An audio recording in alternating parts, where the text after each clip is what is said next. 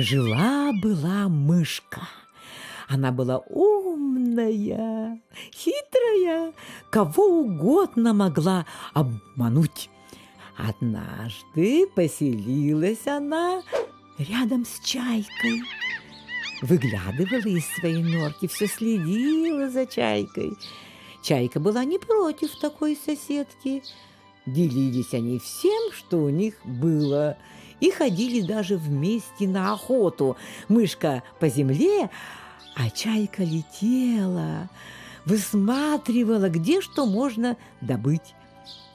Вот так дружно жили и делились всем, что у них было.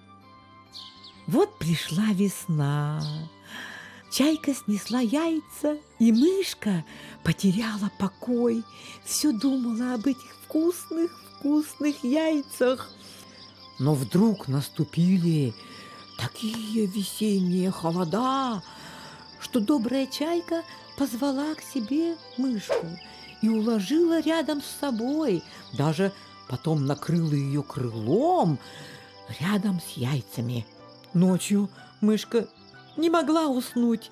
Она была потрясена близостью к таким тепленьким, таким вкусным яйцам. И, сказав чайке: как тесно у тебя, тесно, не вытерпела и убежала в свою нору.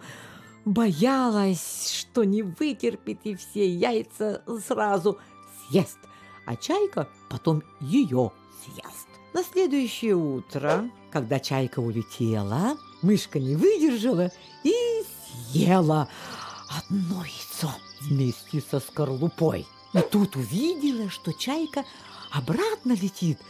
Она быстро привязала себя тальниковой веревкой к кустарнику и начала там ойкать-айкать. Ой-ой. Чайка прилетела и говорит: что случилось?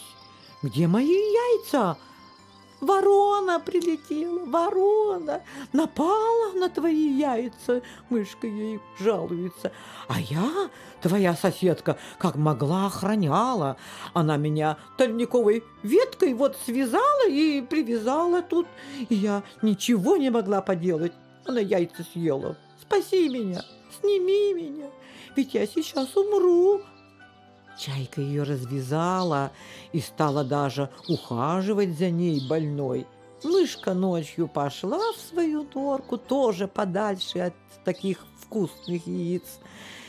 А на утро чайка снова улетела. Мышка подбежала к гнезду и увидела, что яйца вот-вот вылупятся, и быстро съела еще одно яйцо. Осталось последнее. Она снова себя привязала к кустарнику. Чайка прилетела и спрашивает: что случилось? Что случилось? Что случилось? Ворона снова прилетала. Опять ворона? Да, развяжи меня, пожалуйста, дышать нечем. Доверчивая чайка снова развязала мышку, и та убежала к себе. Мышка совсем перестала общаться с чайкой, постоянно только и думала: ой, съем последнее яйцо и убегу, уйду от нее. А чайка стала думать: всегда прилетает какая-то ворона, съедает яйца, а я ее даже не видела ни разу.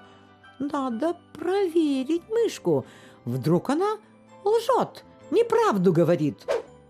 И чайка как будто улетела, но на самом деле спряталась и стала выжидать.